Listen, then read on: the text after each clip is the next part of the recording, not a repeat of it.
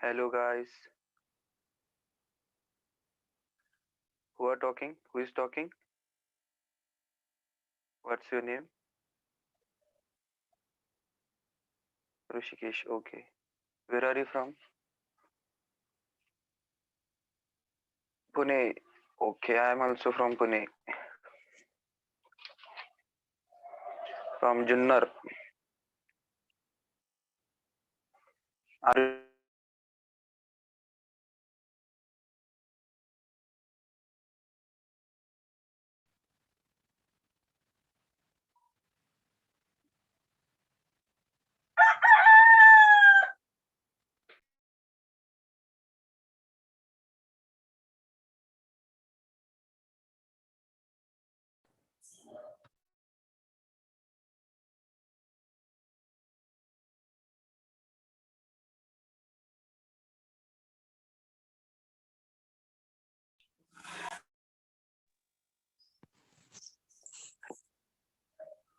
hello? Hello. Hello. Hello. Am I audible to you? Yes, we can hear you. Yes, sir. Yeah. Marathi आहे का कोणी? मराठी आहे का कोणी इथं? मराठी आहेस का बाबा? फोटो फोटोग्राफर आहेस का? ठीक आहे. मी 1.5 वर्ष झाले करतोय.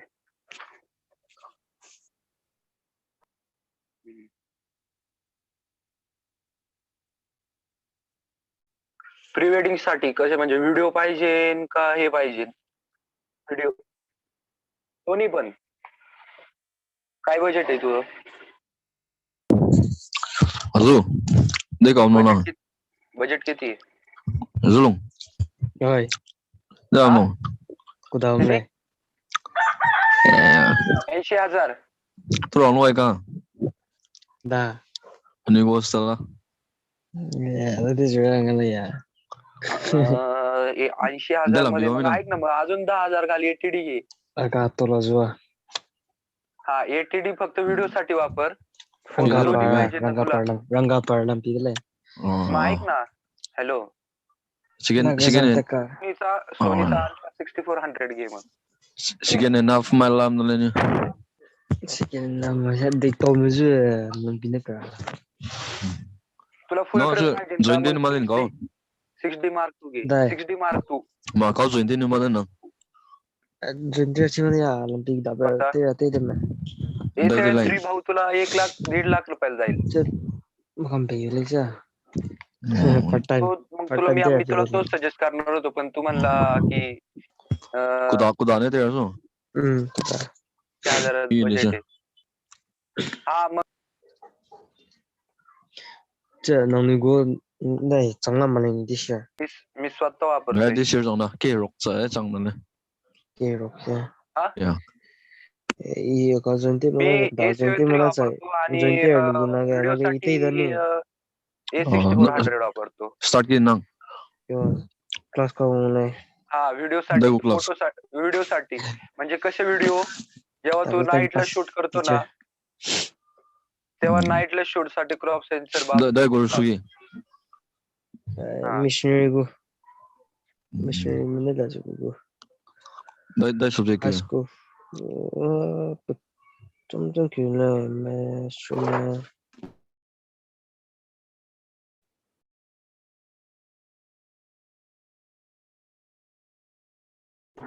हॅलो. हॅलो. अरे म्हणलं D750 घे मग.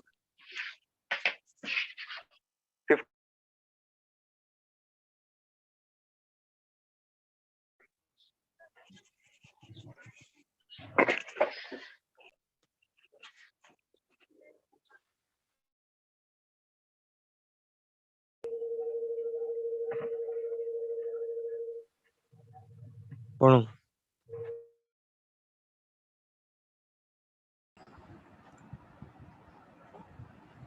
Hello, good morning. Sorry for the delay. We were just trying to get online on the YouTube, right? So, how are you doing? Yeah, fine, sir. How are Fine, you? sir. Fine, sir. Yeah. Okay, great. Good to see you. I just want a quick message from you all. I mean, how many of you have a DSLR with them? Can you just, write in the chat Uh, box? right now isn't available, sir. No, it's fine. It might not be available, but how many of you have a DSLR? Can you just write in the chat box, yes or no? Uh,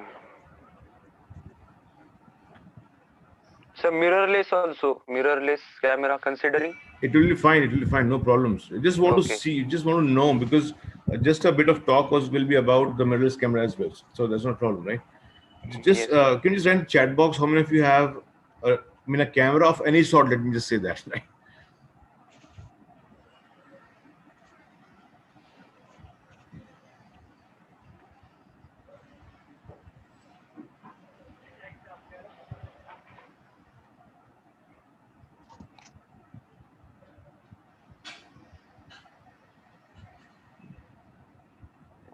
Okay.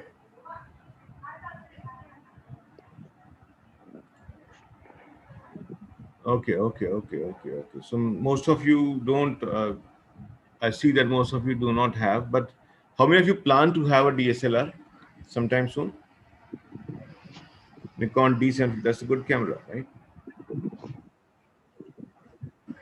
Uh, हमें technical team try कर रही है no let's see I mean वो जो थोड़ा I mean delay था this was the same reason that we were not trying to figure out how to go live on YouTube but fine let's entertain you all here that's not a problem at all right we can again uh, so this is like our 11th batch the free online batch in 2021 और ये this is like we had 8 free courses in the month of January, and this is the third in February. बोला ना. Fine. I'm not visible. How can I not be visible? Am I visible and audible at the same time? Yes, sir, you are visible. Thank Yes, you. sir. Thank you. Audible too. Someone just wrote in the chat box that I'm not visible. Okay. Fine. So, as a protocol, I will request you all to kind of mute yourself. One thing, we would not need your cameras to be on. Second thing, right? And no, just because there will be some who may unknowingly keep themselves unmuted, right? I'll do something. I mean, I'll just do a setting where I'll mute you all and will know come back to you every 10 or 20 minutes to have a word with you, while you would not be able to unmute yourself. I hope that sounds good because I mean, Yes, like sir. I see. I mean the so these noises are to be avoided, right? People unknowingly keep or knowingly or unknowingly just keep themselves unmuted, and that is a problem to all others, right? Fine. So let me just do the honors of kind of muting you all. And no, of course, I'll be muting you all, but I'll be coming back to you every 10 minutes when I'm done with the part, right? I'll be disabling an option where you can unmute yourself. Please bear with me because otherwise there'll be a lot of noise, a lot of nuisance. And another request is for the participant is not to scribble on the screen. Okay. Uh, well, just that because it creates a lot of problems with me. Okay. Okay, fine. I have disabled the option where you can unmute now, and I'll be so like I said, I'll be coming back to you to have a word. It will not be a one side dialogue where no, I'll be just speaking and sharing the slides. I will like to ask questions to you, know your queries, know whatever doubts you have if there are any. Okay, so fine. Let me just share my screen straight away. I would just need your feedback on if great. Are you able to see my screen now? Can you just write in the chat box yes or no? And hope you are able to hear me.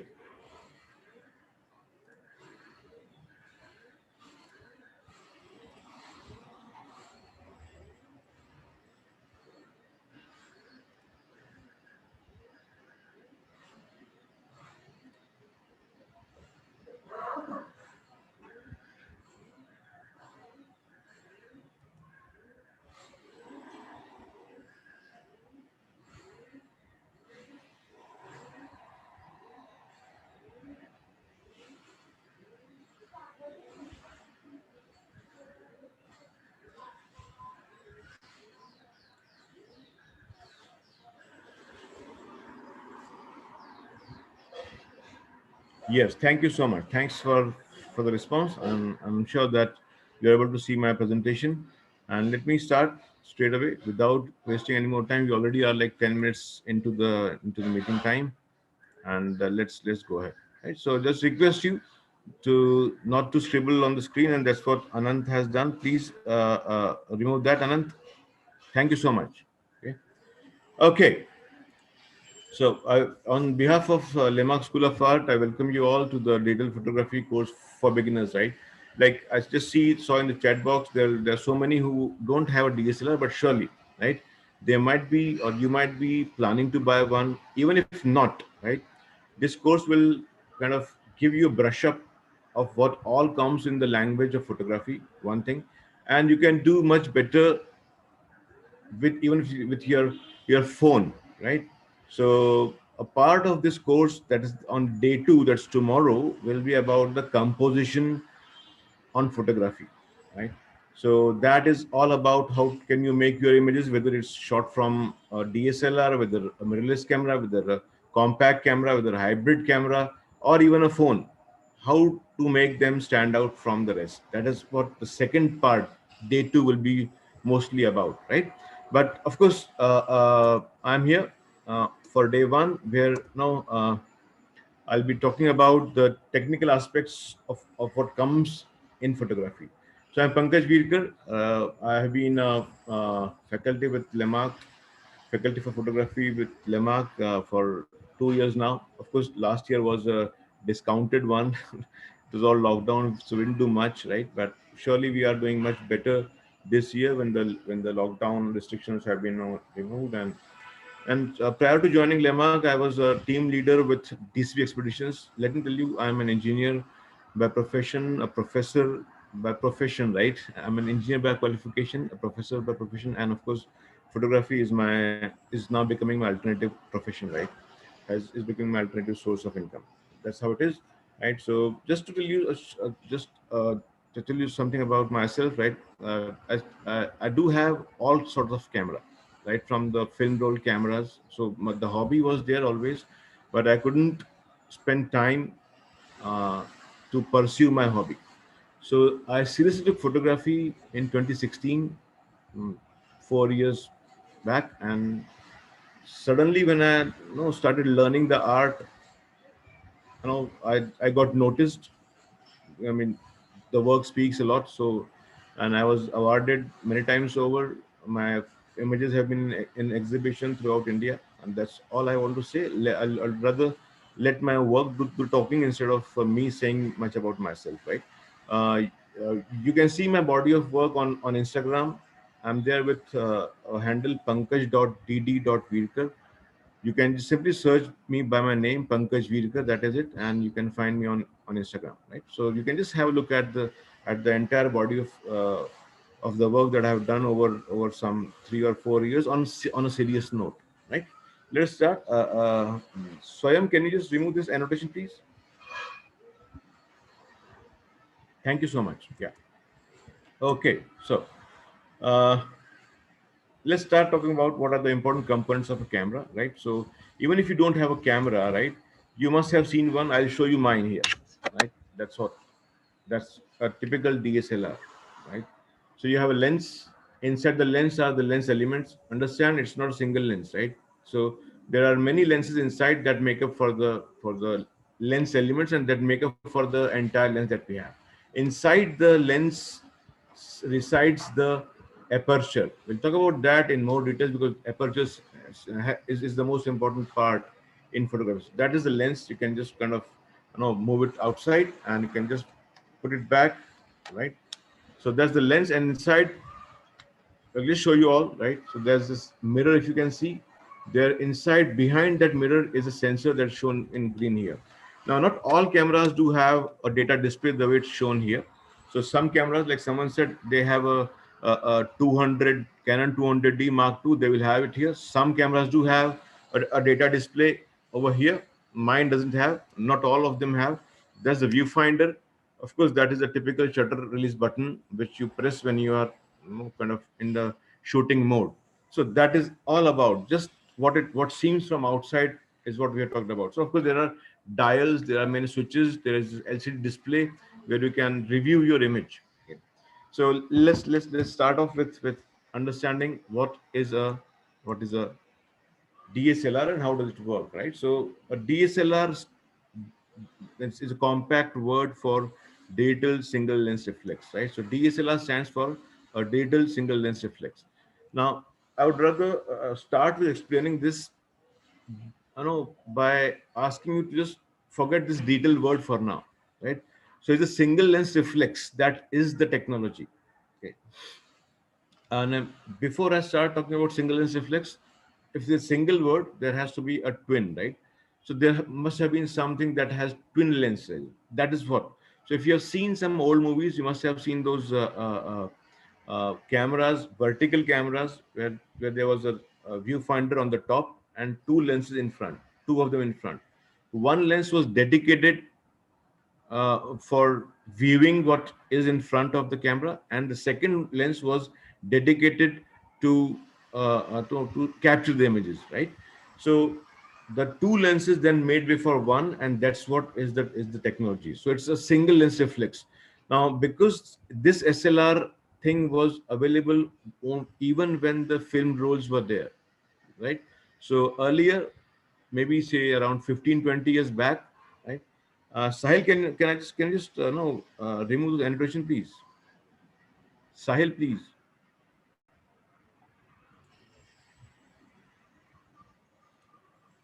Well, I have no option other than to remove you from the meeting if that goes on, right? Okay. I'm sorry to others who are seriously sitting here to learn the art, but there will be some who will be creating museums, right? I have to take some action for them. Right, fine. So it is the single lens reflex, like I said, was the technology. 20 years back, we had the same technology, but the exposure, the image was recorded on film rolls. Now, as the technology evolved, we have those digital storage elements, which are the SD cards, the CF cards that you use to record your images. So the whole idea is it is the single lens. It is one lens. Sorry, it is this lens through which the light comes, and the same lens is what is responsible to produce an image in the viewfinder. Lets you see what is in front. It is the single lens, the same lens through which, when you press the shutter release button, the image gets exposed. So, like I said, there were twin lens reflex cameras which had two separate lenses, one simply to view, the other to record the image. So the two lenses made way for a single lens, and this same lens is the one through which light comes into the camera, right? It's reflected over to the viewfinder, and you see exactly what is in front. When you press the shutter release button, the same lens, the same light which is coming from the object will be responsible to record the image. That is why it is a single lens reflex, right? So single lens reflex is the technology, and because now you have those data storage elements in the form of SD cards, CF cards, right? We call them data single lens reflex, DSLR to be very precise, right? Okay, so let's move on to understand how does a DSLR work. Okay. That's how is a typical cutaway diagram of a DSLR, right? So there's this lens, there's this mirror, right? There's this shutter, right? And the line with those red dots is the sensor where the image is recorded, right? There's this pentaprism here, right? And of course a viewfinder. So when you are not recording an image, when your camera is on, when you are just composing an image, the light coming from the object is coming through the lens, through that single lens, is falling on this mirror, right? Is reflected over to the pentaprism, and after multiple reflections from the pentaprism, it comes out through the viewfinder. Right? So that is how you see. That's how you watch what is in front of the lens, what exactly is in front of, and how much can you take an image of, right? And when you press the shutter release button, when you are pressing shutter release button, right, that's when this mirror flips up. This mirror flips up. The light that was going over to the viewfinder is now cut. The shutter opens here in the second image. If you see, the light now is the, because the mirror has flipped up. When you press the shutter release button, the mirror is flipped up, right? The shutter opens and the image is recorded on the sensor. Okay. While you are shooting, you must have observed this, that while you are pressing the shutter release button, you don't see anything in the viewfinder. So what was visible when you are composing image is not visible. You see a black in the viewfinder. That is because the light that was coming from the single lens is now cut because the mirror has flipped up, right? And there's no light coming over, right, in the pentaprism, so no light getting reflected over into the viewfinder. That's why you see a black, you see a blank whenever the image is recorded. So if you at all have not observed this, and if you have a camera with you, just try it once, right? That when you are pressing the shutter release button, you see a blank, you don't see anything, right, in the viewfinder, because that's when the image is getting recorded.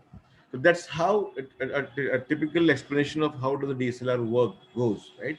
Of course, there will be some animation that will help you to understand how does the DSLR work, right? That's how a nice animation that presents, that shows how does the light coming from the lens, the single lens, I'll again repeat, falls on the mirror, reflects over to the pentaprism, comes out to the viewfinder, right? When you press shutter release button, the mirror flips up, the shutter opens, and the image gets recorded, right? I mean, there can't be any better animation than this to explain how do the DSLR work. Okay, so someone was asking about the mirrorless camera. Someone is having like a mirrorless camera, right? So of course the mirrorless technology is doing a great thing these days. Now, very often you must have seen feeds on Instagram about, about Fujifilm launching so many cameras, about Sony, about Nikon, about Canon. They all have started up with the mirrorless technology. Okay, so it's easy to understand. If the world is mirrorless, right, what will not be there? If the word is mirrorless, what will it not have? Can I just have a quick response in the chat box? In a mirrorless camera, what will it not have? The mirror. Good, good, great to see a nice response. So a mirror, of course, it's a mirror that will not be there. But apart from mirror, there will not be the pentaprism, right? So a mirrorless camera will not also have a pentaprism, because the pentaprism is just there to reflect the light coming from the mirror and to throw it up over the viewfinder. Okay, so the mirrorless camera therefore are by default smaller in size because there's no pentaprism, and lighter in weight. The same reason, because there's no mirror, there's no pentaprism. Okay, so but then how do you see what you're composing? So mirrorless camera do have an electronic viewfinder, right? And electronic viewfinder is nothing new actually, right? I'll just give you an example, right? Your mobile don't have a viewfinder, right? But you can still see what is in front of the lens of your phone, right? Like I said, your phone doesn't have a viewfinder to view what you are composing, but you still see what is in front of the lens of the viewfinder, right? That is because the same thing, right? Whatever you are seeing is being thrown up electronically on the electronic display. So just imagine that phone screen, the entire phone screen is kind of compressed and is presented as the viewfinder. The same technology, light coming from a source, the image being thrown, an electronic image being thrown on a viewfinder in case of mirrorless camera, right? So let's understand, because I almost talked about what are the differences between a DSLR and a mirrorless camera. Let's have a quick comparison over here to understand how does one compare the two, right? So that's how it is, right? So uh, that's the DSLR on the left hand side. The mirror and the prism have been removed. Everything else is there. There is shutter for sure, there's the sensor for sure, and of course the viewfinder, but the viewfinder is now electronic. It is no more an optical viewfinder.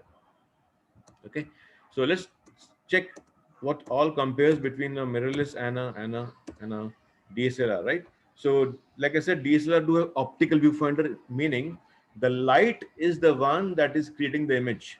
The light coming from the source is exactly the same light that is coming to the viewfinder. That's why we say it's an optical viewfinder, right? Whereas in the mirrorless camera, you have electronic viewfinder, that the image, whatever is in front of the lens, in front of the camera, that image is electronically projected on the viewfinder, right? So DSLR being in the market for quite a long time, do have a wide range of lenses, right? Too many lenses for every purpose. So whereas mirrorless though don't have that wide range, but they are still coming up with very nice arrangements. Like you do have mounts available where you can use your DSLR lenses over onto the your mirrorless camera bodies. Okay. Moving over, the comparison of DSLR and the mirrorless over to the battery life is, the battery life of a DSLR is much longer and than the uh, uh, uh, than the mirrorless camera, right?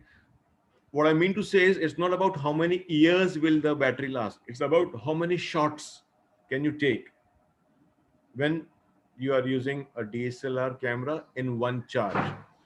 It's about the shots that you can take in one single charge. That's what the life is about, right? It's obvious to understand, because in the mirrorless camera, an electronic image is continuously being produced, created, projected in the viewfinder. So that sucks up a lot of battery charge, right? That's why the number of shots that you can take with the mirrorless is much lesser than that you can take with the DSLR camera. Okay, so, and of course the thing with DSLR, they are bulky and heavy, and the mirrorless, like I said, because they don't have mirror and the pentaprism, they are much lighter and smaller in size and compact in size at the same time, right? So I'll not I'll just come back to you to have a word over all that we understood, right? So I'll just stop sharing for now, just a minute, right? So I'll just stop sharing for now and we'll come back to have a quick word with you.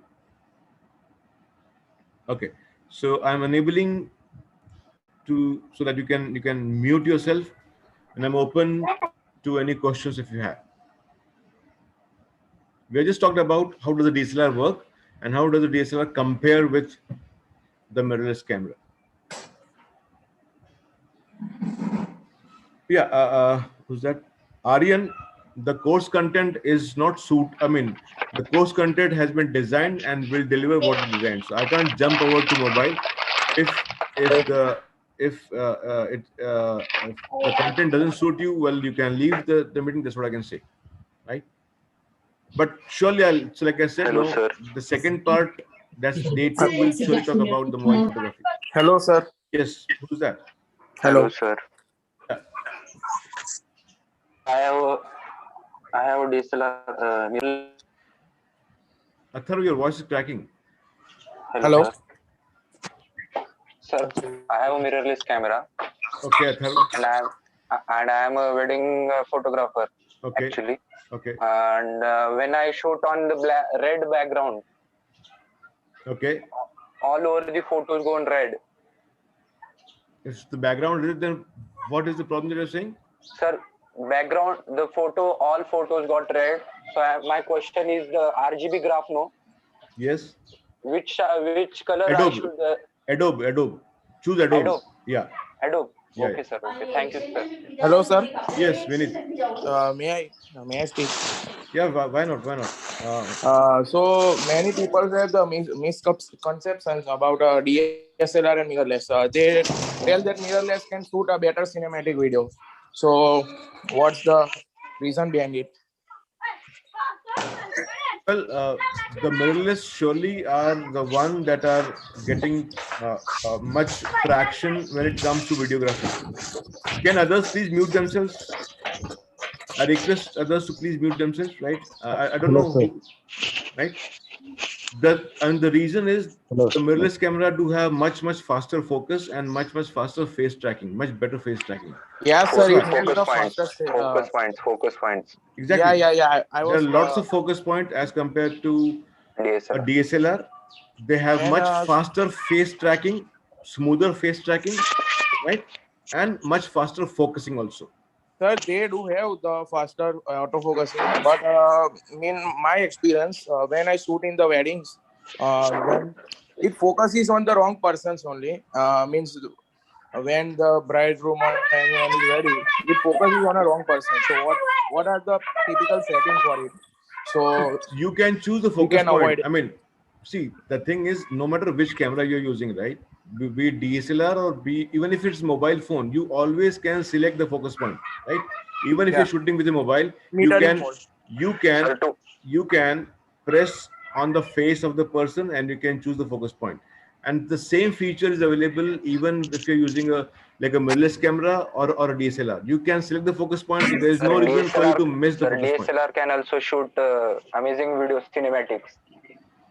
Of course, all cameras are capable to do wonders. It's all about Sir, I how you. previously, uh, before shifting on mirrorless, I have a Canon 80D on Okay. which I on which I shoot very amazing Hello, sir. of cinematics.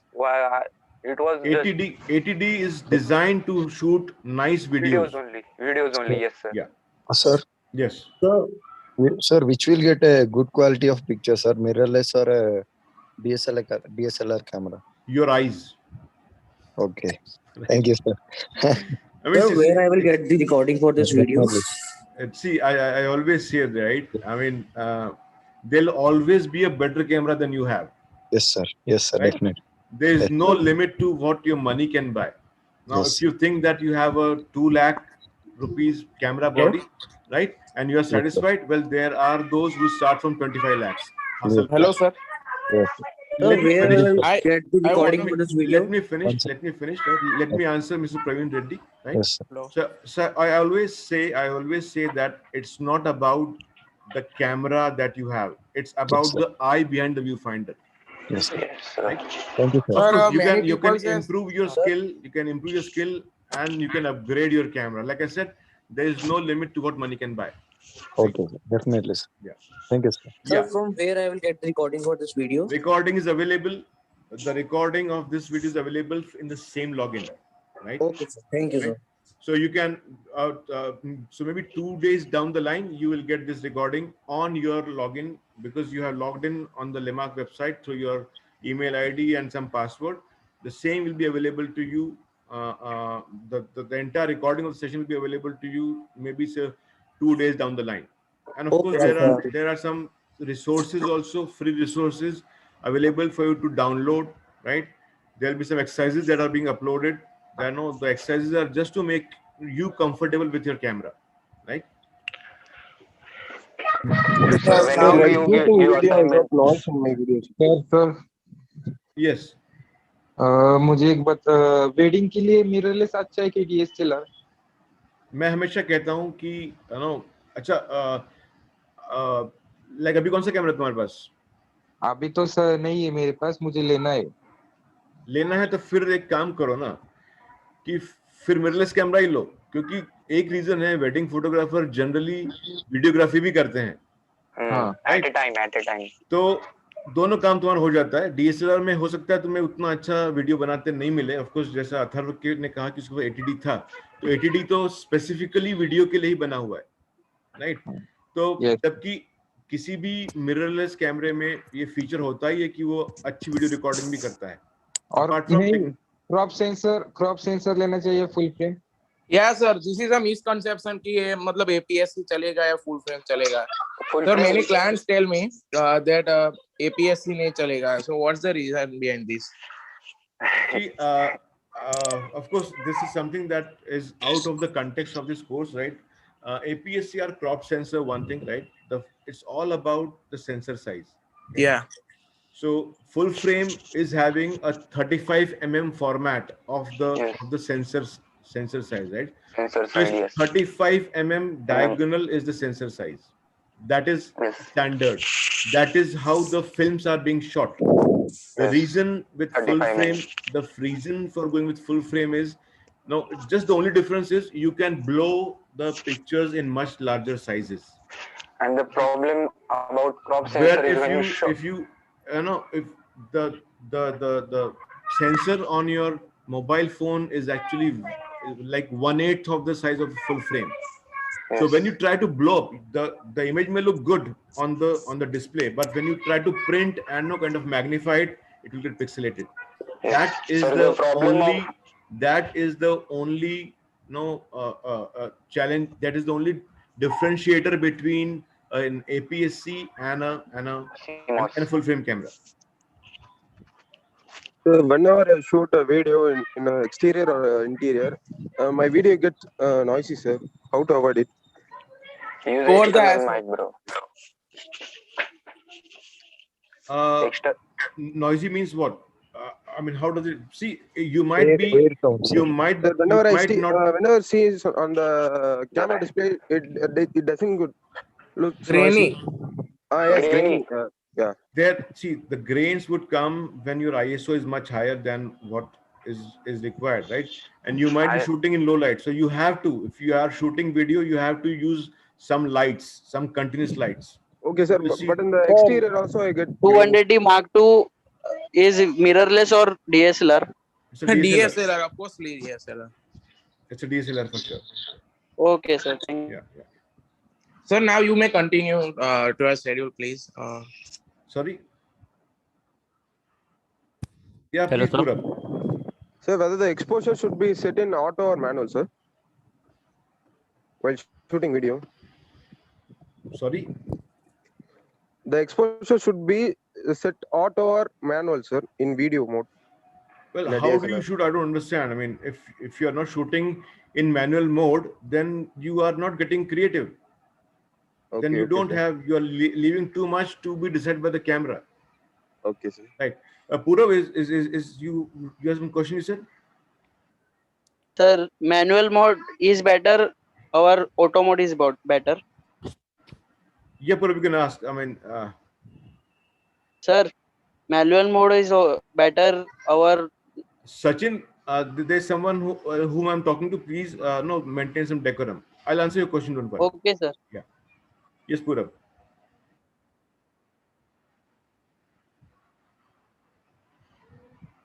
Well, as much as your pocket allows you.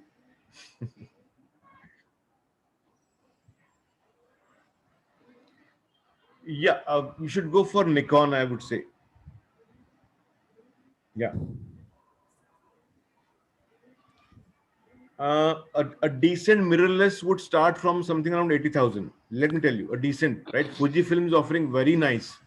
But if you want a DSLR, I would suggest to go with a Nikon. Or what about the Canon, sir? Mirrorless should be anything in, say, Sony or Fujifilm. Fujifilm is coming with amazing mirrorless cameras. The best camera, sir. DSLR. Yeah. Sachin, you were asking something? Which camera is the best one? Sorry? Hello sir hello sir Yes, Sachin.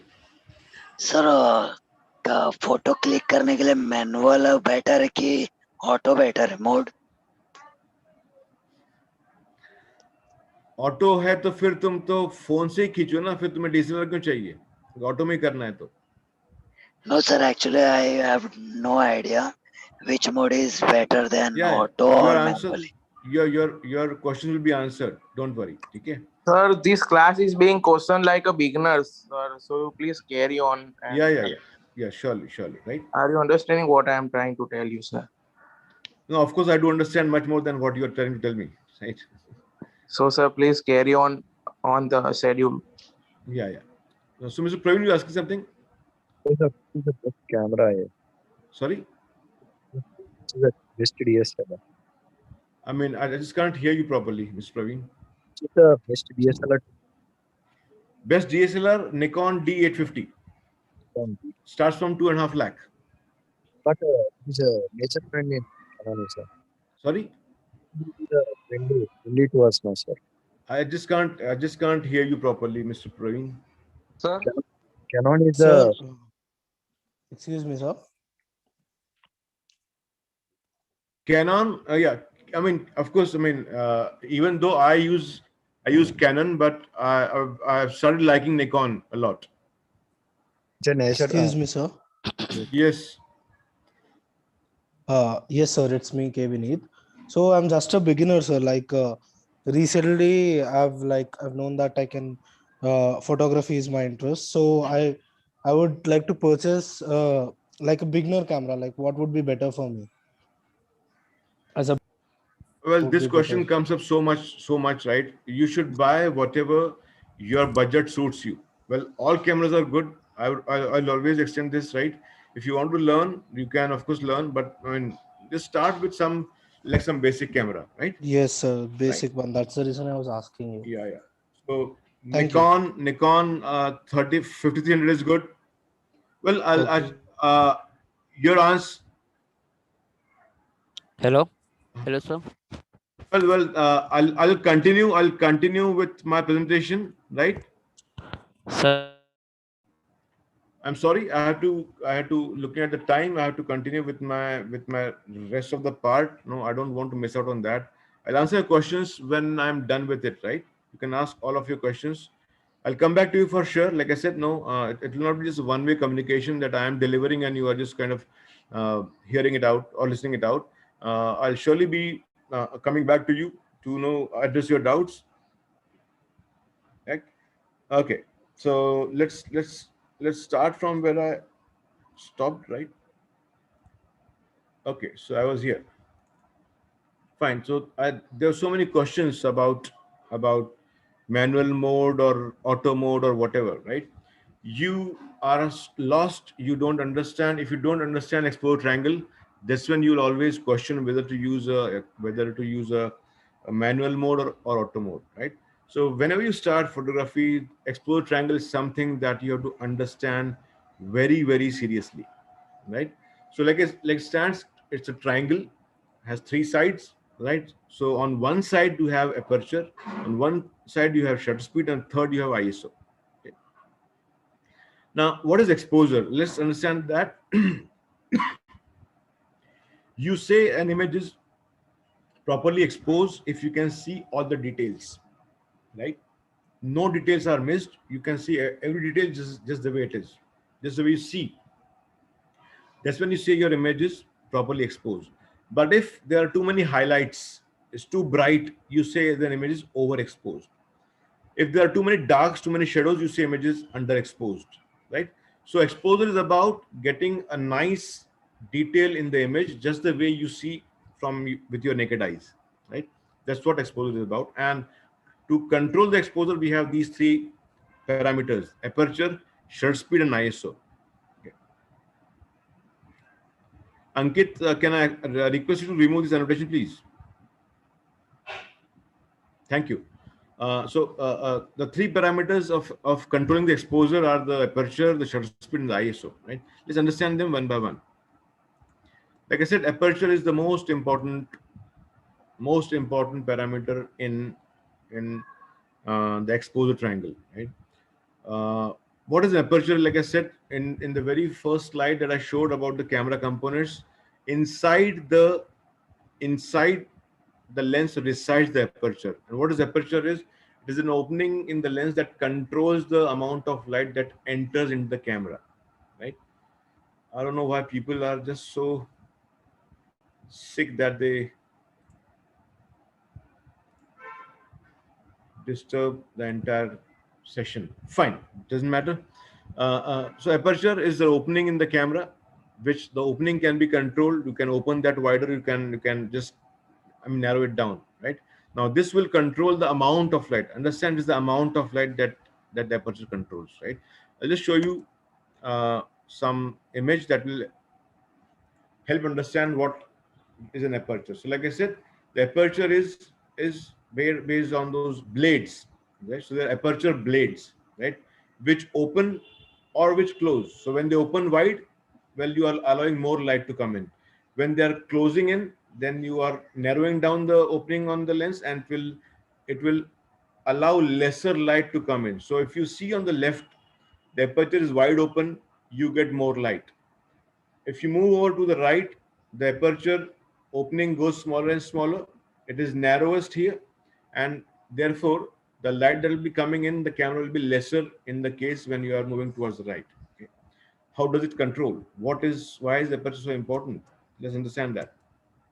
So understand this very basic concept, that the opening on the aperture is based on some global standard. That standard is called the f-stop, right?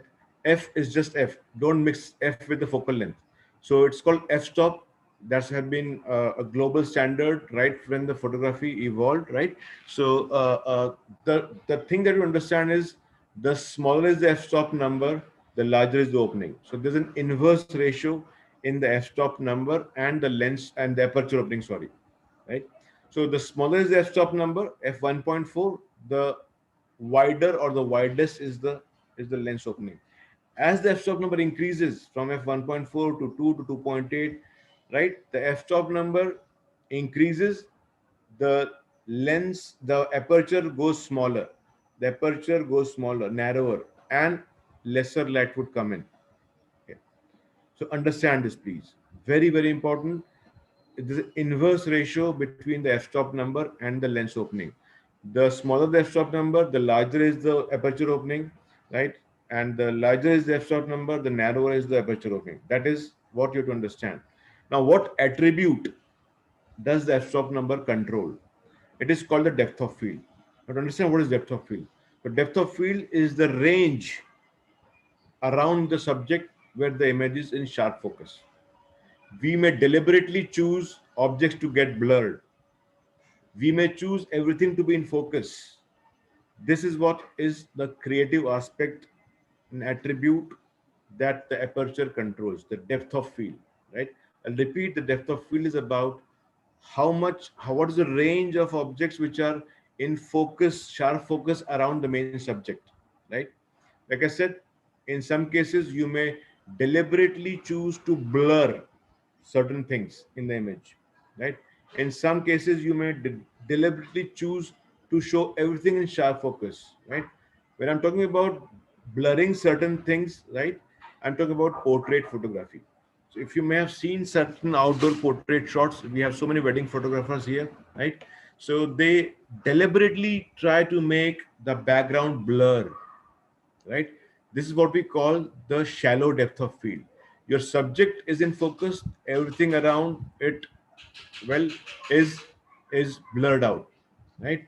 Whereas when you shoot landscape, we don't need anything blurred, right? We want everything that is in front of the camera to be in sharp focus. Now, so you choose a higher f-stop number to give you everything in sharp focus, and that's what we have a deeper depth of field. Everything, the range is deep where the subjects, where the objects are in focus around the main subject, right? So a smaller f-stop number will give you a background blur. That's what we call the shallow depth of field. The aperture is open, right? A higher f-stop number will give you everything in sharp focus, right? Nothing will be blurred. Okay, so that is a higher f-stop number, and the aperture opening is lesser. The f-stop number is on a higher side. Okay, moving on to, that's how the aperture works. We can control the opening of the aperture on the camera body. So you can control how much is the aperture opening based on your lens capability, and that control is available on the lens body, right? So there's an electric contact that goes from the camera over to the lens, and when you set up certain aperture number, the motor in the camera operates so that the aperture is open as much as you have fixed it up to. Fine. It's just a small video to explain how does aperture operate, right? Now the aperture is open wide. The cone, there is more light because the cone is much larger. Now when the aperture closes, f-stop number is higher, the cone is small, the light is less. Pretty simple to understand that the f-stop number, the higher the f-stop number, the smaller is the light that is coming in the camera body. Okay, let's understand. Let's understand how does the depth of field matter, right? Over here, if you see, the background is deliberately blurred. The depth of field is said to be shallow, right? Because the range of around the main subject there's a flower is too less, right? So if you see these flowers on the left hand side are much closer, but even they are blurred. And what is background? Well, it's just not visible. Just that you see a sun, see those circles, and they are just some light events which look like circles, right? That is deliberately done because the subject of interest was a flower and the background is blurred deliberately, and we say that it's a shallow depth of field. Moving on to this landscape image, I was talking about this, that in the landscape image, everything needs to be sharp in focus. So you see the foreground, these three lined up, even the one on the left hand side, the midground over here, the background, right? Everything is in sharp focus, and that's when we say we have a deeper depth of field, right? So wherever you have chosen the focus point, it might be here. Ahead of that, behind that, it's a wide range of objects which are in sharp focus. That's why it's called deeper depth of field. The range is deep, which are in focus. The range of objects that are in sharp focus is deep. That's why a deeper depth of field. Okay. Now, just how does and I have given an example of using the shallow depth of field in case of portrait photography, right? So we have, like I said, we have so many wedding photographers here, and you just check it out here. There's f2, right? F2 is much wider opening than F22. F22 is much smaller opening. Okay. Now see here, the model is in sharp focus. Everything of her is in sharp focus. So is in the other image also, right? But the background is blurred because we are interested to show the model, not the background. Right? So you can make out that there is a tree somewhere, but you just can't see what is in the tree. Whereas if you go with F22, you can see the leaves, the branches, the small branches, the twigs also of the tree. So we don't want this to be distraction. We don't want the background to be distraction, right? So we generally choose a smaller f-stop number, a shallower depth of field whenever we are shooting portrait images. Okay, moving on to, I'll just play this video for you. Just look at the f-stop number, look at the bottle, look at the background, and I'll come back to you to address, to kind of have a word with you, quick word with you. Only on aperture, we can answer your questions on a camera type, camera body, which camera is best, maybe, and towards the end, right? So I have a quick question to you.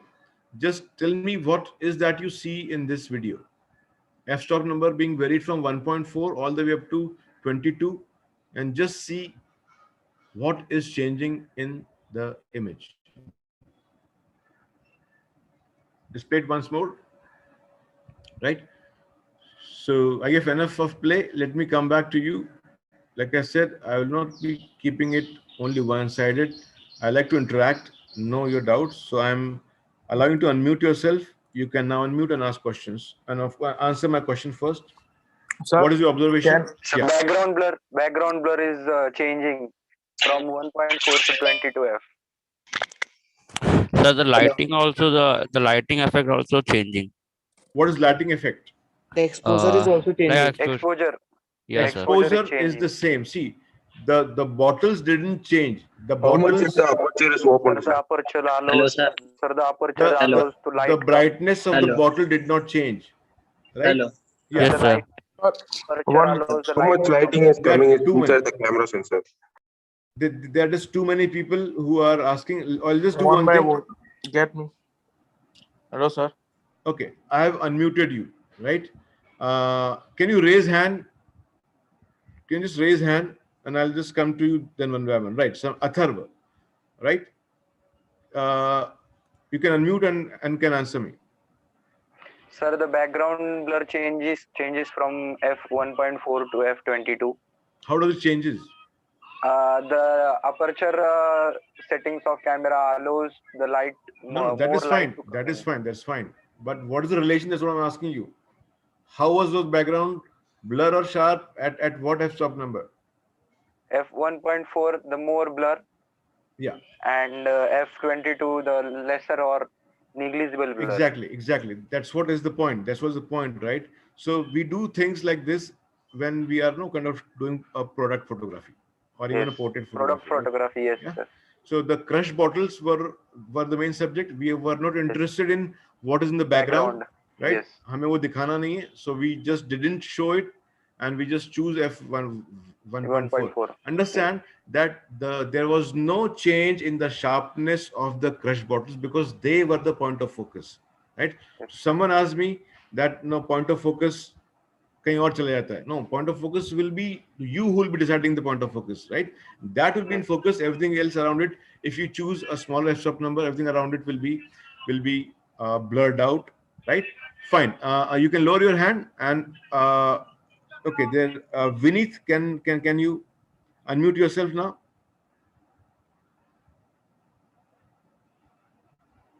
Vineet.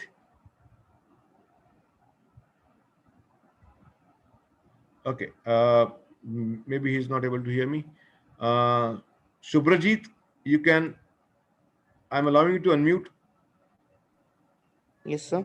Yeah, you had raised hand, right? Yeah. So what exactly is your query or you want to answer? I want to answer. Yeah, please. The background blur changed from 1.4 to 22, f22. Mm-hmm. In 1.4, the background blur is more, Yeah. and in f22, 22. the It is background you almost get more to see. sharper images. Exactly. Right. So everything that is in the background comes into focus as you increase the Yeah. f-stop number. Ha, Right? yeah. Muhammad Rashid, you can ask or you can answer whatever you want to. Hello, sir. Yes. Good morning, sir. Which camera lens best?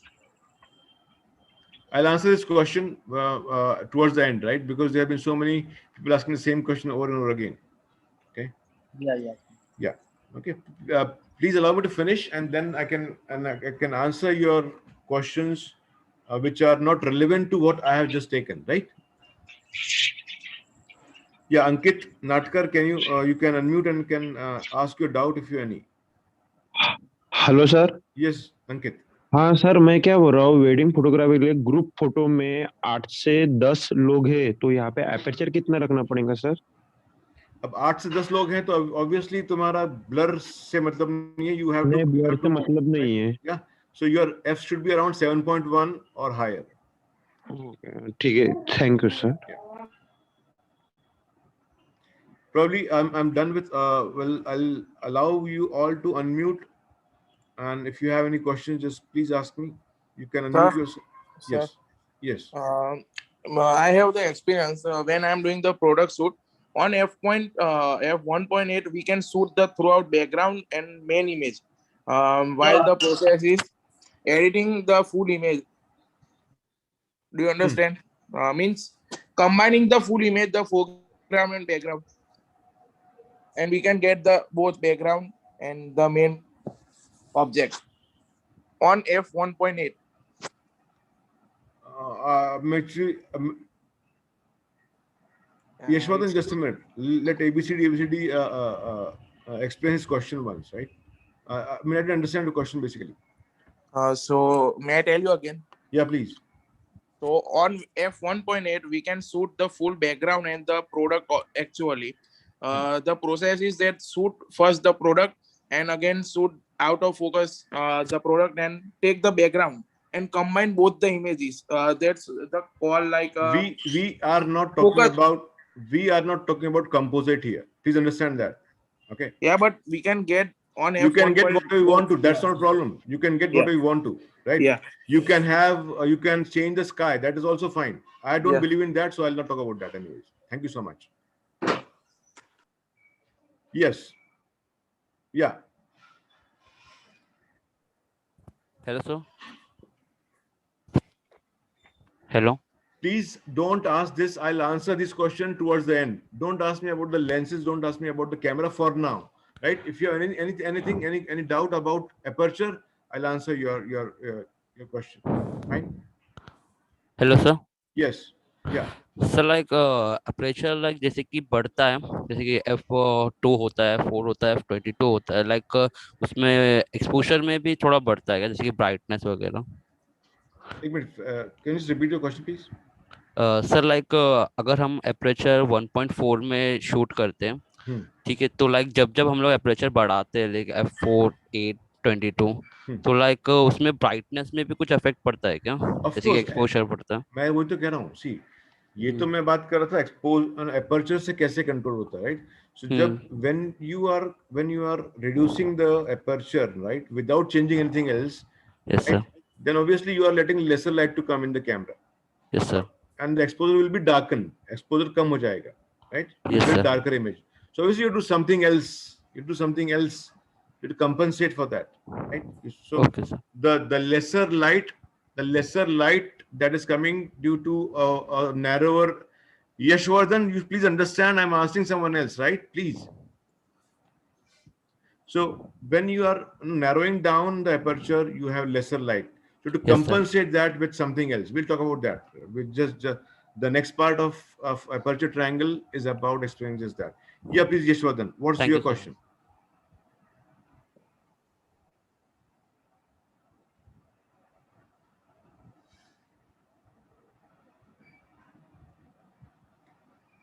मैंने यही कहा अभी, ये camera और lens के बारे में बात आखिरी में करेंगे. Please understand, right?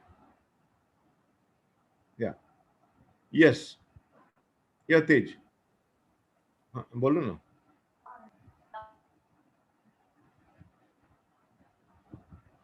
We'll talk about that. It's a part of the course. Don't worry. Right?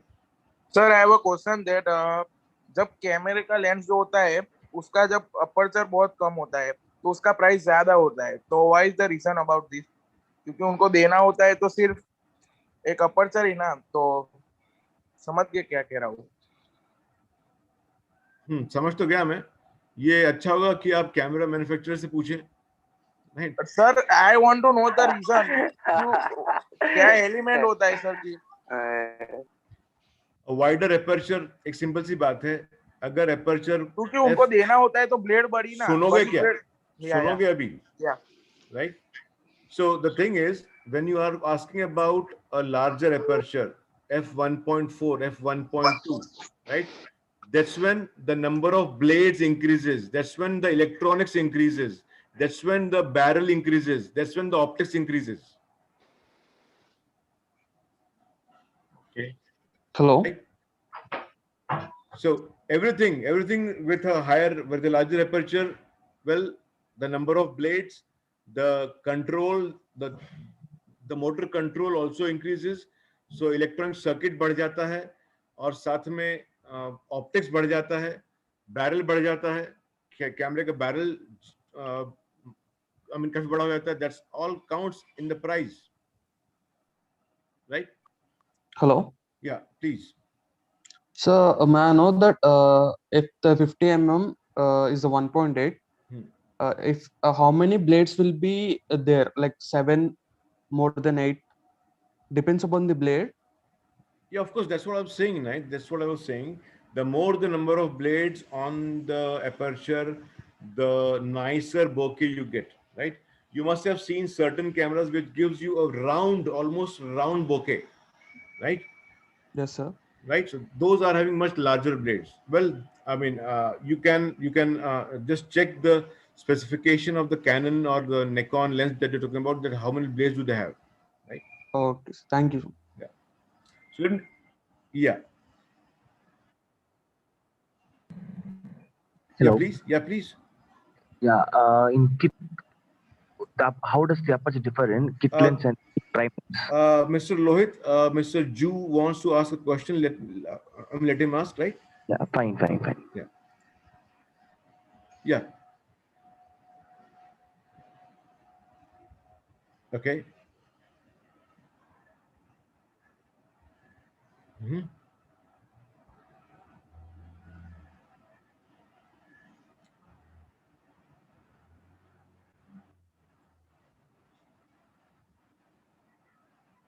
Yeah, see, again, it's all about the light, right? And of course, the attribute that you want to capture. So you may be going underwater to know to kind of let's say you are going for a like for a marine shoot. Okay, so you're underwater and everything, every fish that is aside you, I mean, you want to shoot, right? Like, I mean, apart from all the corals also, right? You want to have those all nice bright colors of like of the corals and the and those tiny like fishes also, right? So you should go for a higher f-stop number there, right? You would need some external light at the same time, unless you are in a broad daylight, right? So I mean, it's all about, see, aperture would control the attribute, that is the depth of field, and will control the amount of light, right?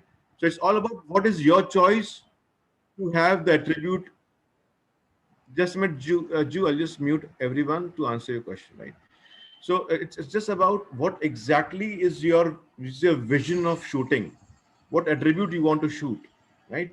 Do you want I mean, a shallow depth of field? You will choose for a lower f-stop number. Do you want a deeper depth of field? You go with with higher f-stop number. But then in a higher f-stop number underwater, you have to go with some external lights. Well, I hope I answered your question, Mr. Ju, right? Yeah. Okay, yeah. Can I? Yeah, Lohit, you can ask your question now. Yeah. How does aperture differ in kit lens and an aperture lens? Say if I need a very good bokeh means, should I use a kit lens or a prime lens? Well, again, like prime lenses are always good. The reason is they allow you to have much smaller f-stop number, right? If bokeh is your thing, if background blur is your thing, then of course prime lenses, right? Because the thing is, every prime lenses, no matter which focal length you are choosing in, will always offer you much smaller f-stop number than the kit lenses, Okay, right? thank you. Yeah. Yeah, thank you. And about the astrophotography, Mhm. if I wish to take a star trail or like some Milky Way photography, what's the f-stop number would be like sufficient or like would be perfect f-stop number? Yeah, generally, see, the thing is, again, the idea is still the same, right? Now, your focus point will be something that is much far in the sky, right? Yeah, yeah, So once you focus it, I mean, the light is less when you're shooting some astrophotography. You are in a dark environment, right? yeah, No matter how much ISO you increase, say you are working with say 3200 ISO, you will still feel smaller. You will still feel that the light is less. So the yeah. only way is go with a lower f-stop number. Fine, fine. Yeah. Okay. Let's continue with what we are doing, Excuse because me, sir. yeah, May I leave? I have college vivas. yeah, you can leave. You can leave for sure, right? I mean, no Thank you, one sir. is. Yeah, yeah. Okay. So I have disabled. I muted you all. I'll come back to where I was, and let's carry on from where we stopped, right? So we have just understood that how does an f-stop number control the attribute of the image, that is the depth of field. The smaller the f-stop number, the larger is the light coming in the camera, and the more is the background blur, the shallower is the depth of field, right? Moving on to just another, just want to show another story here, right? So I do have this camera. I do have this camera, which is a, Yashica Electro 35, around 35-40 years old. So I just bought it as a vintage item, and I wanted to create a story. This all was done during the lockdown. So being in home, just when I was not able to go out because of the lockdown, and I just try to make some creative stories. So the idea was to show that the camera, which is a vintage camera, is fading away in memory with time. Understand the story, understand the story of this image, right? So I wanted to show that this camera, being like a 40-year-old camera, right, Yashica Electro 35, is fading away in memory with time. So I had this timepiece, right? You won't believe that these two are not even 1 feet away. The timepiece and the camera are not even 1 feet away. But I was able to achieve the background blur because I was working at f1.8 on my 50 mm prime lens. Not even 1 feet away. Understand, please. These are not even 1 feet away, but I could blur out this. I could I can create a blurring effect just to show that this camera is fading out in memory with time. That's the story, and that's how it is created. Right? I just shared my tip here. Now moving on to another image, right? That is a deeper depth of field, right? A larger f-stop number, and of course, when we are choosing a larger f-stop number, it is much narrower aperture, right? Now this is shot at in a mosque called Tajul Masjid in Bhopal, right? It is supposed to be one of the largest mosques in India, in Asia, I would say. A huge mosque. Of course, you can have an idea from the way the people who came to offer prayers compare with the minarets, right? Now just check in this image, right? Everything is in sharp focus. Everything, right? Nothing is blurred out. So this minarets must be around 50-meter high, 50-meter high, 40, 50-meter high, right? No, you can just check every detail of the minarets. Everything you see is in sharp focus, and that was achieved because I was working at f18, a higher f-stop number, right? Give me this result of everything in sharp focus. Okay, and of course the beauty, of course, is the sun star, right, in this image. Okay, so moving on, that was so much about aperture, and like I said, aperture is the most important thing to control and to make creative images, right? You can create stories, like I said, the camera and the timepiece. You can create stories. You can do much more with aperture, right? You can do much more with the shutter speed as well, right? So the second parameter of the exposure triangle is the shutter speed. Now, the shutter speed is it will control the amount of time. It will control the time for which the light that the aperture is allowed to come in the camera will fall on the sensor. So the aperture has let certain amount of light to come in. Now it is the shutter speed that will control for how much time will that light fall on the sensor, right? So you can just do a quick check on your camera. What is the fastest and what is the slowest shutter speed your camera has to offer? Most of the cameras, entry-level cameras, will have the fastest shutter speed of 1 by 4,000th of a second. Understand, it's 1 by 4,000th of a second. Too fast, too fast, right? And you can just change that all over, and you can see that it is 30 seconds. 30 seconds is what you can set up, right? So 30-second on slowest side, 1 by 4 on the fastest side. Most of the cameras will have this feature. Okay. So let's move on to see what does shutter speed do and how does it, right? So when you are shooting wildlife, when you're shooting sports, when you're shooting such creative image that I've shared here, right? You are talking about motion freeze. When you're shooting wildlife, when you're shooting birding, when you're shooting sports, the idea is to capture some fast moving, some fast action, right? Now you can try this out at your home, right? Fill a balloon with water, burst it with a pin. The moment you burst it, you will see that the water has fallen. So our eyes would not see this all happening, but the camera does capture this. The camera can capture this because this was shot at 1 by thousandth of a second, right? So 1,000th part of a second was shutter speed. So the shutter was open just for a very small time, just very small time. That is it, right? That's how, right? So if this was the motion freeze was my thing, I'll go with a faster speed. And this is what we do when we're shooting wildlife, when we're shooting birding, when we are sports, when you're showing some action. If that was fast, this is pretty slow. Now, the story of this image is like I wanted to uh, uh, show that a person is surrounded by fire, engulfed in fire, and is praying for help, right? So this is not real fire. The fire is created by L wires. We call them electroluminescent wires, EL wires. Right? So this was shot for around, it's a single frame shot, one shot. The shutter was open for 5 minutes. 5 minutes, 300 seconds. And the L wires were whipped around. No, they were whipped around. So L wires are are available in different colors. They glow. There's a battery arrangement which lets them glow, and you just whip them around, no, to have the effect of fire all over. Okay, and of course you can see the light trail of the airplane passing by, right? So that gives you a sense that surely is a much longer exposure shot, right? So I wanted the blurry motion of the light, right? I wanted it to be, it was deliberate that the blurry motion of the light comes in.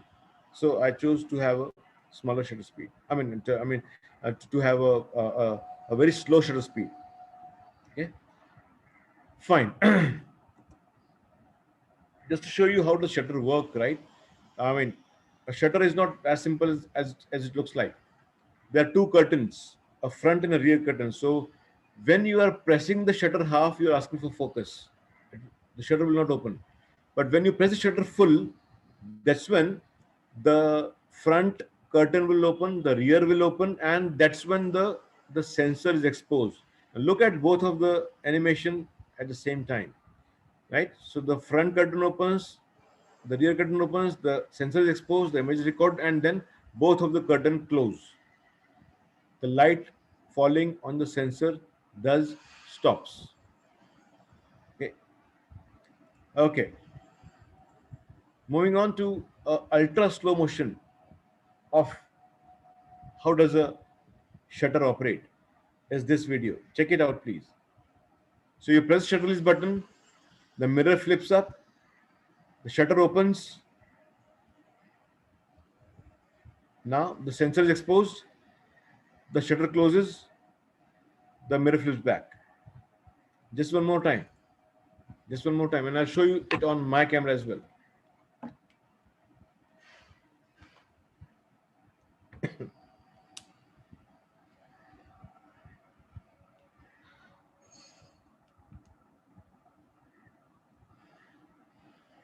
Okay.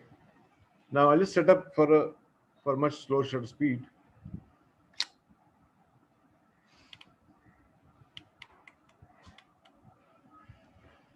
Okay, now let's see all that is happening can be seen in my camera as well. So I'm pressing the shutter release button.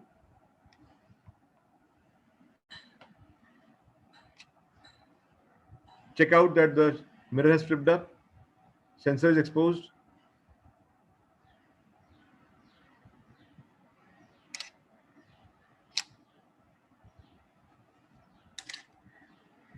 All that this video has shown you is seen in my camera as well. So the mirror flipped up, the sensor, no, I mean the sensor was exposed for good 13 seconds, right? And that's how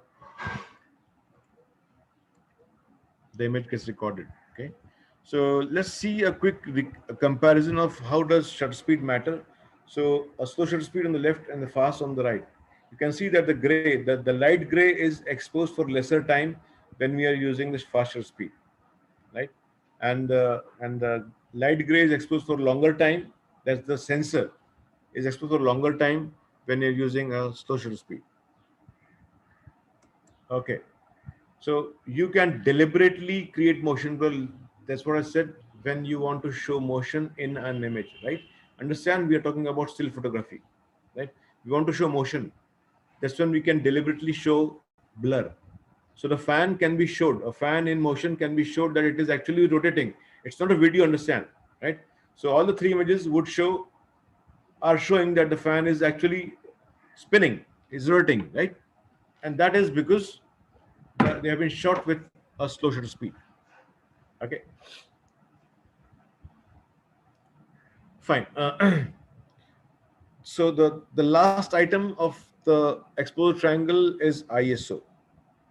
right? So ISO is being very largely misunderstood.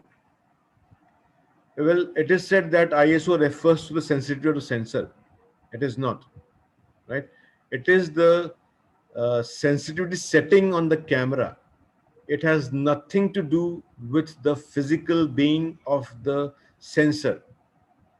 So nothing happens to the sensor if you are changing the ISO. Please understand that. Very important to understand, because generally the way people talk about ISO is it is changing the sensitivity of the sensor. Well, the sensor doesn't change at all if you are changing the ISO. Let me explain this with a very, with of course with the next slide, right? So it is that ISO setting is that setting in the camera which will amplify the light that is coming in the camera. Okay, so we use a higher ISO to brighten the image, a lower ISO to darken the image. Of course, generally, an advice is to work with a smaller ISO, right? The lowest that your camera is offering when you are in the in daytime, right? So keeping ISO low is advisable, because as you increase ISO, grains come in, noise come in, and that is what is to be avoided. But there are certain situations where you just can't work with smaller ISO. ISO has to be increased till 3200, till 6400 in some cases, when you are doing astrophotography, star trails, Milky Way, right? That's when you are in pitch dark. You choose a no moon day, a night of a no moon day. So there is no light, only stars is what you see. And plus, you go to places which are no, which don't have any light pollution. You don't see much lights at the horizon, right? So there's already too dark. The only way you can balance your exposure of the images to increase the ISO, to brighten the image, to increase the ISO. Because otherwise, it's too dark. You won't get anything, right? So just understand that ISO does not change anything of the sensor. It simply amplifies the light that has come in the sensor, right? Just to give an example, if you're sitting in a room watching, hearing out some music, and think that the music is too is not audible, you will go and increase the volume, right? So when you increase the volume, the sound that your music system creates is amplified. The same thing happens to the with ISO as well. So the light that's coming in the sensor is amplified, and that's what will make your image brighter if you increase the ISO. Okay, so just for the same aperture and for the same shutter speed, different ISO gives you different brightness of the image. So see, at ISO 100 is dark, and ISO 1600 is pretty much brighter. Okay, so this video will tell you how does ISO affect the noise. Check it out. When it's at highest 1200, 12,800, that's when you can see a lot of grains, right? So ISO is increased from 200 to 12,800, and the grain you can see builds up. Too many grains. Okay, so another.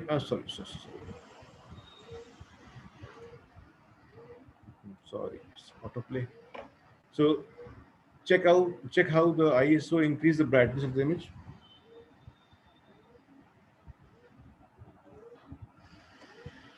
Okay, so moving on to having understood the three aspects of exposure triangle. Those are the aperture, the shutter speed, and the ISO. We just put them all together to get a perfectly exposed image, right? So put them all together, you get the exposure triangle, right? So on one side it's shutter speed, on one side it's aperture, on one side it's the ISO. Now check that on the, let's start with the shutter speed side, right? Motion of freeze at 1/1000, right? But a dark image, right? The arrow is getting darker to lighter. I think this one.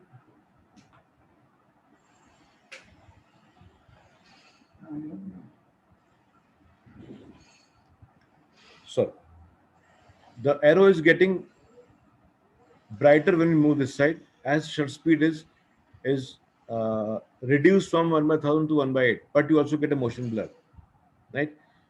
The aperture f-stop number, if you see, right, 1/16, the aperture is smaller, much narrow.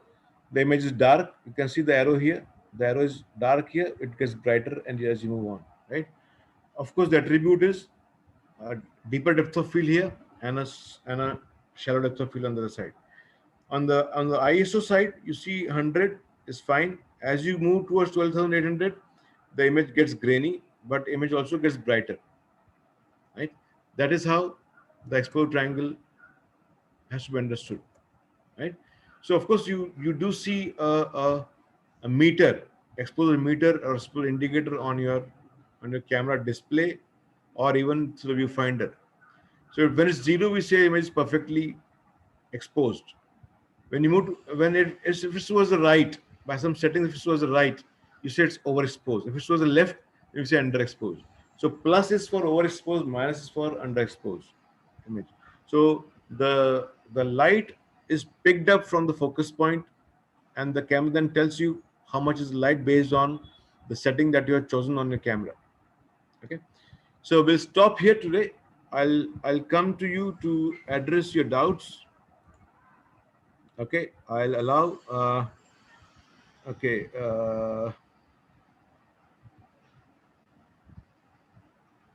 Okay, so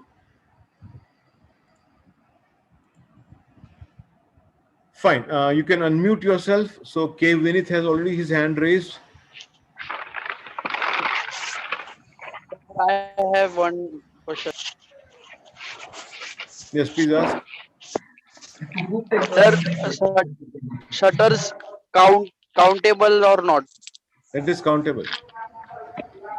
Sir, shutter limits depend on various camera Yeah. or perfect means one There is no limit is set. different cameras have different shutter counts, and the life of the shutter is again decided by shutter count. But then different models have different limits of shutter count. So can I? Okay. Yes, Atharva. Sir, I have a major doubt, sir. Yeah, please. Sir, when I used to shoot in wedding, so when I was in, मतलब वो बारात का मंडप नहीं होता है क्या? होता है ना.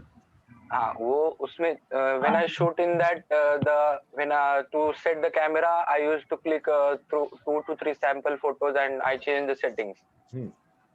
I got perfect settings, but when I used to change the मतलब background or lighting conditions, when I switch to daylight, I go in daylight, the photos got overexposed. Well, daylight or night is about the white balance. It is not about the exposure. So panic हो जाता हूँ sir, मैं जब बाहर जाता हूँ ना, मतलब No. फोटो You are निकालने. talking about white balance, not about the exposure. Right? Okay, sir. So So white. can I say? Yeah, please. iPhone. So actually, I want to ask that when you will start the competition topic? It will be tomorrow. Okay, it's tomorrow. Yes, it's day 2. That's what I said, Okay. right? This entire 2-day session is divided into 2 parts. I mean, part one that is almost, we are about to finish that today, right? Okay. Is about the technical aspect of what comes into photography. So tomorrow I'll sir. talk about the artistic part of photography, that is about the composition. So even if you are not having a DSLR camera, you still shoot with your mobile phone. Composition is something that you have to understand. Okay, thank you, sir. Yeah. Yes, Purab.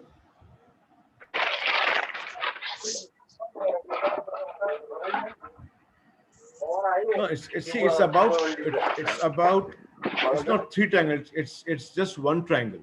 First thing, we have to control the aperture, the shutter speed, and the ISO based on our choice, right? Based on what exactly I want to shoot. Let me tell you, right? If you're shooting in broad daylight, let me give you a simple example. If you're shooting some portrait in broad daylight, Your choice is to have a shallow depth of field. You want to make the background blur. You will choose the smallest f-stop number available, right? But because you are choosing a smaller f-stop number, the aperture is opened wider. There is more light that's coming in. So you may get an overexposed image. How you control it then? By allowing the same light to fall on the sensor for a lesser time. So you will then increase the shutter speed, so that the light that was set by the amount of that was set by your choice of f-stop number will be falling on the sensor for lesser time, and your image will get properly exposed. Is that I mean, I hope I answered your question, Hello, Pura. sir. Hello. So, can you explain how ND filters work?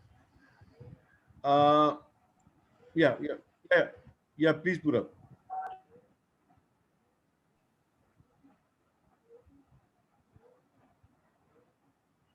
Yeah. Hello, sir.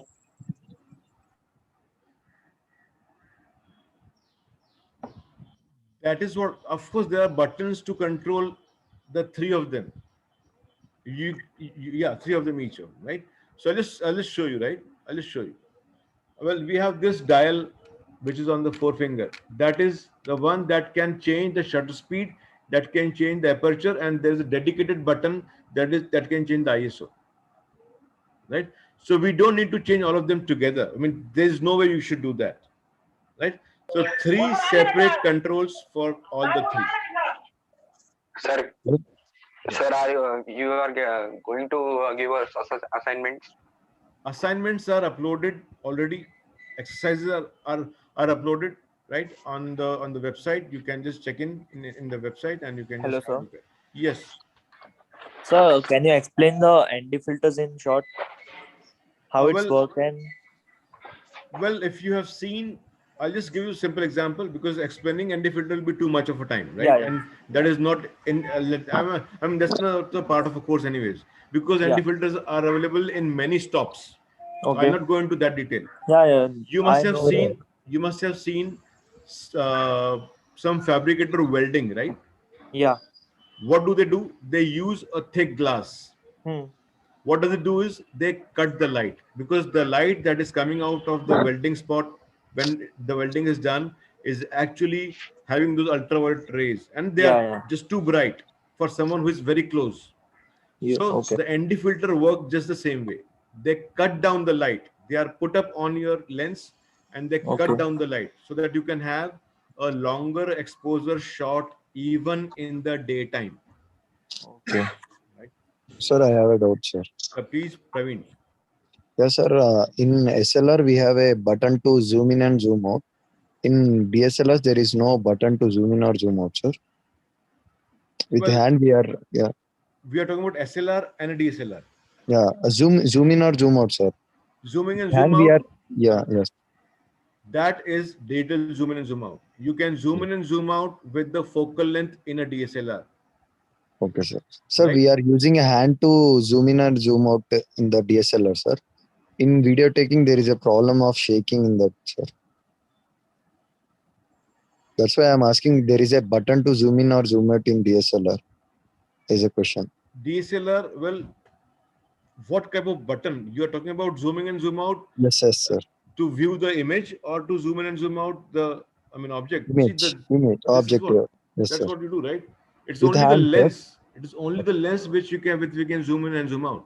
Okay, sir. DSLR. Because if we are taking video with a hand, it's shaking, sir. That's why I'm asking if there is a button to zoom in and zoom out. There's no. Okay, sir. Yeah. Thank you, sir. Yeah. So, yes. So, in long exposure photography, example like astrophotography. So, what settings is used to be to set to take the star trail or the star in the background in the image? Though, see, I'll just tell you, right? It is too much of an explanation. That's one thing, right? Right. And the course, of course, doesn't. Take that all into. But I'll still tell you, 30-second exposure. You just take multiple shots and then stitch them together. That's all I can say. But right, Okay. right. And plus, like I said, no, when we do take, such courses in which we talk about all possible genre, meaning, Okay. product photography, studio, food photography, astro, landscape, everything, right? So of course Yeah. that comes at a cost, and the cost is whatever the fees that we are going to charge if you join our courses, right? So everything is actually taken care of. Okay. Okay. So thank you. Yeah. Yeah, Yeah, Lloyd. yeah. How to put a model for a astrophotography? Like, should he be stable, or is there any tricks to make him stable without any motion blur? Because the shutter is going to open for a long time to capture the trail. Sorry, to capture the stars behind, and the model should not also get blurred. So, is there any way? Yeah, you can use a mannequin then, right? Yeah, I'm talking about more like a human. Yeah, real Fine. human. No, of course. And the trick is your model has to. See, I don't know if you're talking about star trails, or I don't know if you're talking about just shooting a Milky Way, because like a Milky Way shot would go for not more than 30 seconds, Yeah, right? that's a So Milky Way. one can just be still for 30 seconds. That's not a problem. I Okay, in had the my friend, I had my friend, I made my friend stand still for 5 minutes, right? okay, in that image, was he standing for 5 minutes? Yes, he was That's standing good. for 5 minutes. Yes. Fine. Yeah, that's great. Thank you. Fine. Hello. Yeah. Sir, which shutter speed to get bad photography? To get what? Bad photography. Bad. Failure Bird photography. photography. Bird. Yeah. Okay. So, well, man, like I said, bird photography, wildlife photography, sports are all about freezing action, right? You Yeah. can't, you would not shoot a bird with the wings being shown blurred in Okay, flight, sir. right? You want Mhm. sharp, so you should go with the fast shutter speed, starting with 1/1000th of a second. Which camera is the highest shutter speed? Well, the higher the cost, the higher the shutter speed, that, right? So Okay, sir. generally, the one that you are having, right, will have 1/4000th of a second, right, as shutter speed. Okay. But as the Okay. cost of the camera increases, there are cameras that offer 1/8000th of a second as the shutter speed. That is. One quick question. Yeah. Sony mirrorless or Fujifilm mirrorless? Which is the best? Sorry? Sony mirrorless camera or Fujifilm mirrorless camera? Say a budget around 1.5 lakh. You can go What for would be the best with this? you can go for Fujifilm, or you can go for Sony Alpha. Even Nikon Nikon Z7 is doing excellent. Okay. Which kit lens do you think the best? Fujifilm or the Sony Alpha? The kit lens. Kit The lens lenses, that comes to the body. whichever. See, there is one lens, right, that is good for all, 2470 lens, that costs a bomb butt, right? Nikon, Canon, or even Sony, whichever is 2470 lens, that will cost you a bomb, but that is the best lens one can have. Okay. So yeah, which I'm talking about the mirrorless. So Sony Alpha mirrorless or the Fujifilm mirrorless, which you up to you, which is the best? So Well, given a choice, I will go for Fujifilm X-T3. X-T3, yeah. Yeah. Thank you. So, Hmm. so is magic lantern is usable or not? What is I mean, Magic like, Lantern? so it's like a full manual settings in your memory card, and you can control your camera full.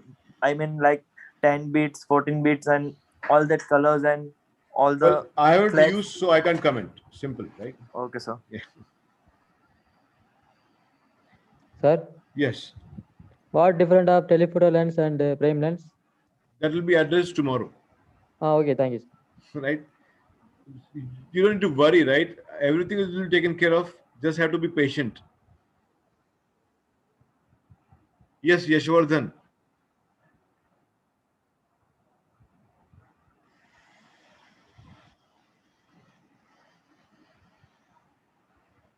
So, जो camera तुम खरीद सकते हो वो best है, right? क्या? Okay, अच्छा है, बहुत अच्छा है वो तो। सर वेडिंग करना है तो 50 mm होना चाहिए, 50 mm should be in your kit, that is it. या वेडिंग करना है, you need to have continuous lights, right?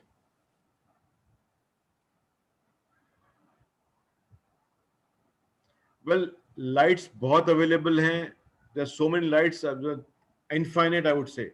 You have to check how much you can spend on the lights.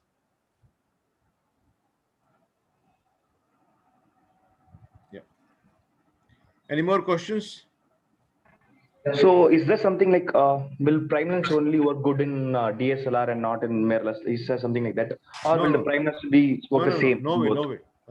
Lenses work the same way, whether it's a DSLR, whether it's a mirrorless. It doesn't matter at all. Hello sir. Yes.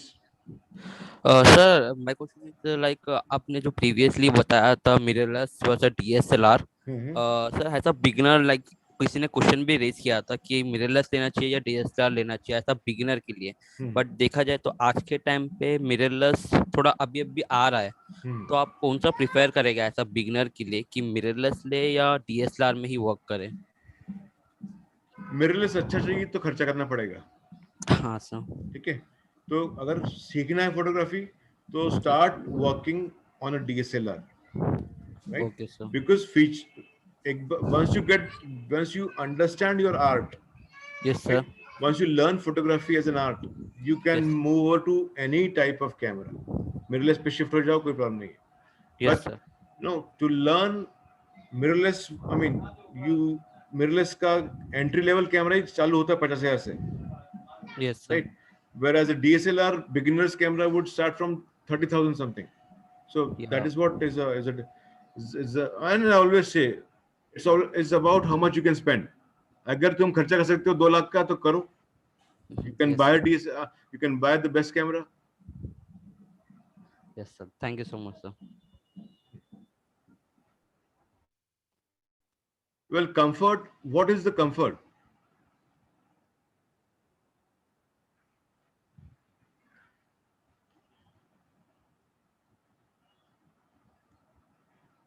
I mean, it's a comfort. See, there are two ways, right?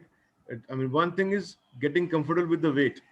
So mirrorless are actually light on weight, right? But heavy on pocket. Plus, the lenses that the mirrorless camera do have to offer are again expensive, right?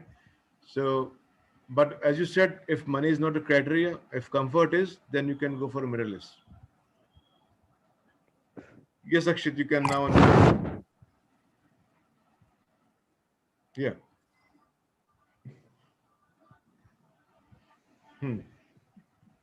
F is just F. Right? It has been a standard. We just go with that.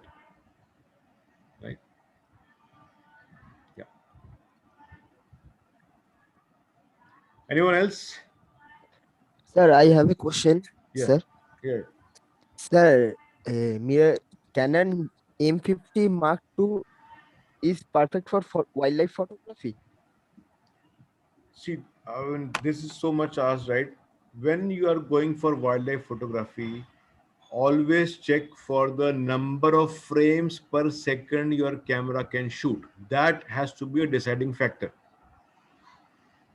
How many frames in a second your camera can shoot should be the deciding factor, not the camera. Okay, sir. Thank you.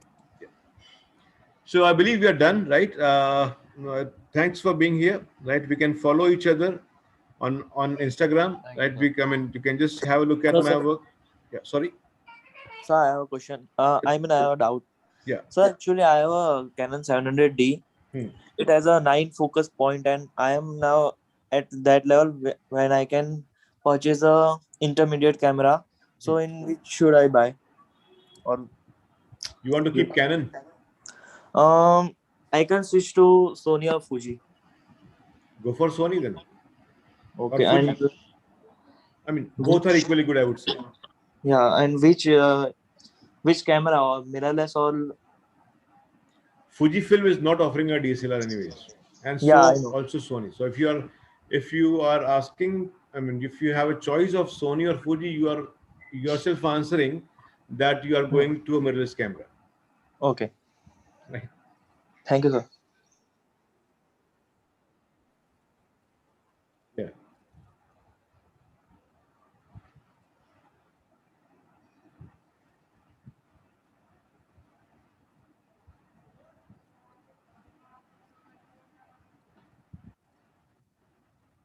Mhm. So, Mr. Where do you stay, Mr. Purab? Mumbai. Okay. You can see there is a place called Camera Gully in town. There's a place called Camera Gully in town, South Mumbai. You can go to any vendor there. You can buy stuff.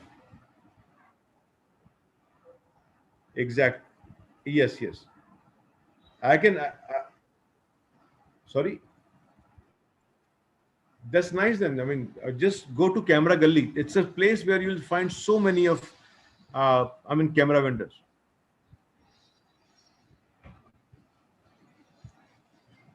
Well, if they're giving the bills and everything, then there's no reason for you to get, get a feeling that you'll be cheated.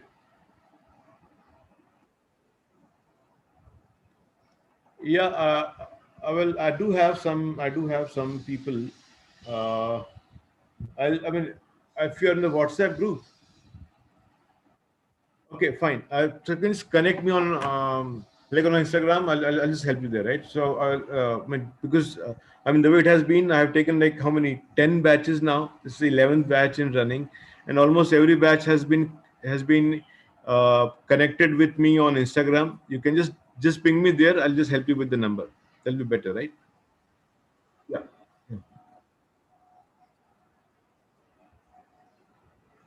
Yeah.